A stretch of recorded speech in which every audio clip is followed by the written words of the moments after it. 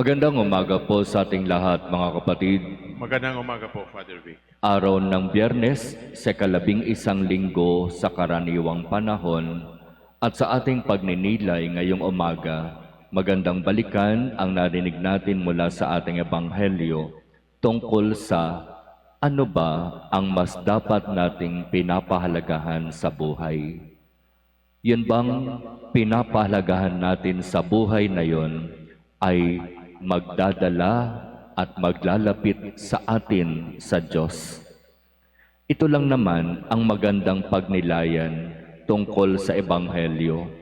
Kasi alam natin sa ating mga sarili kung ano-ano yung mga binibigyan natin ng importansya sa buhay.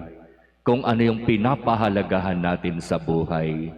Kung ano yung itinuturing natin na mahalaga ngayon.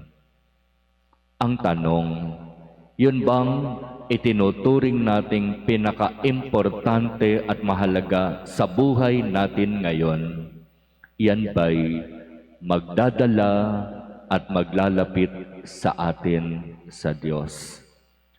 Sinasabi sa Ebanghelyo, huwag kayong mag-impok ng kayamanan dito sa lupa, sapagkat ang lahat ng material na yaman na iniipon, pinahahalagahan, at ginodiyos natin, pagdating ng panahon, mawawala ding lahat.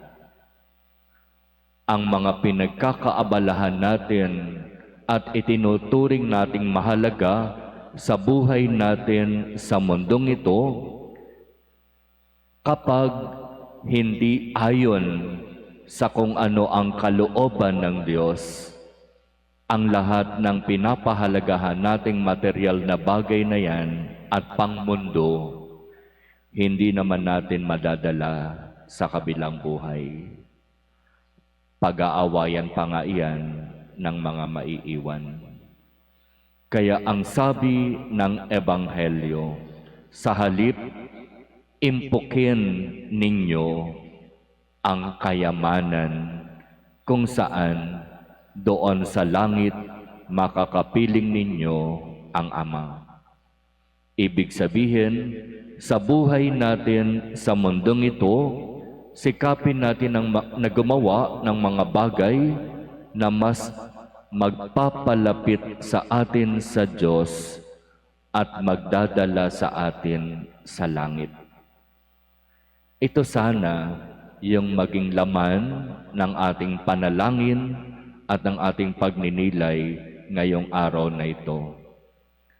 Ang mga material at makamundong bagay na pinapahalagahan natin ay nasisira, nawawala, naglalaho.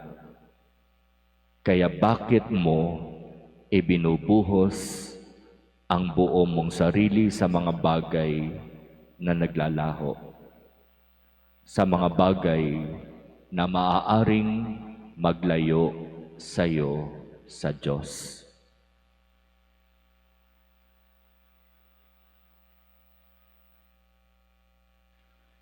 Amen.